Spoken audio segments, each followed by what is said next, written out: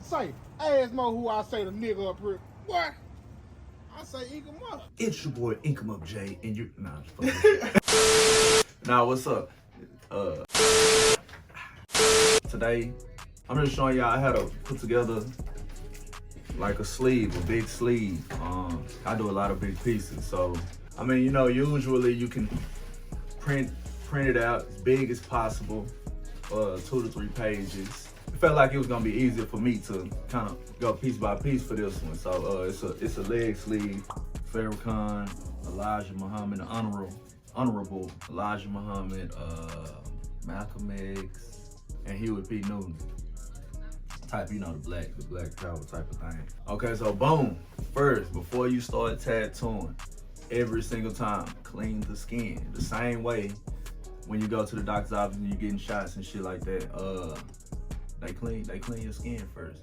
So I always clean the skin before you start. A lot of people don't know the importance of shaving. And guess what? I don't either. What? Gotta shave, for sure. Definitely gotta shave the skin. So I come through, I shave him down. He was kind of a hairy ass nigga, so it took a little minute. So we gonna fast forward a little bit. Shaved him down. Then and then the reason why I didn't do it like on no full paper, like where I just didn't print it together, boom, boom, like that. I did it piece by pieces, cause I really didn't know how I wanted it until, you know, it was time to actually do it. So I really just kind of trying to see how I wanted to like flow with his leg type shit. I didn't want to just kind of want to have like a little certain type of flow to it. So yeah, so first, you know, I put the Farrakhan on, then kind of dry it out. Every time I put stencil on, I dry. You know what I'm saying? Then I flip it over, because if you keep doing it, it's gonna like smear it, because it'll be on the paper towel. So I flip it over, pat dry, and then I kind of wiped it at the bottom a little bit, because I knew I was gonna put that fist right there, so it wouldn't be too, you know, so it could be clean. And then, you know, come through and draw the parts on that the stencil didn't get out of the way. And then after I put the Farrakhan in the fist, I'm finna put the Elijah right next to the Farrakhan.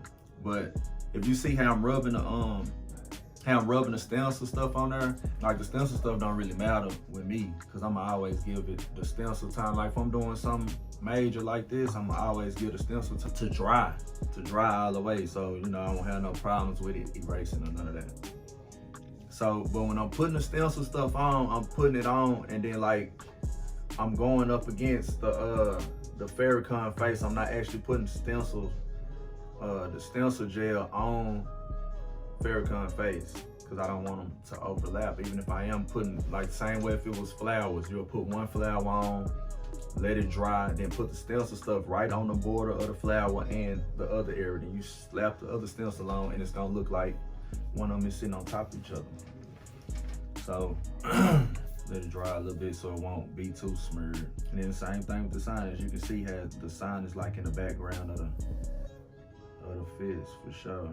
And then I did come back and add, I don't think that was on here, that was later. I came back and added the Black Panther logo up under that sign.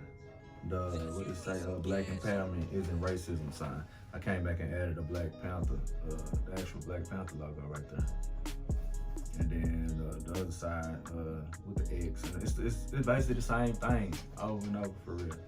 Just don't overlap them, so you won't make the mistake of doing a line over something that you already did, and then it's like you got something on top of something versus them being right next to each other. So every time I do a Malcolm X, I got to make sure I go out, because that's on. And then I put the words right on top of the X, like, you know, that's. But I added the Huey, and then I came back and put the sign of him holding like his mugshot thing.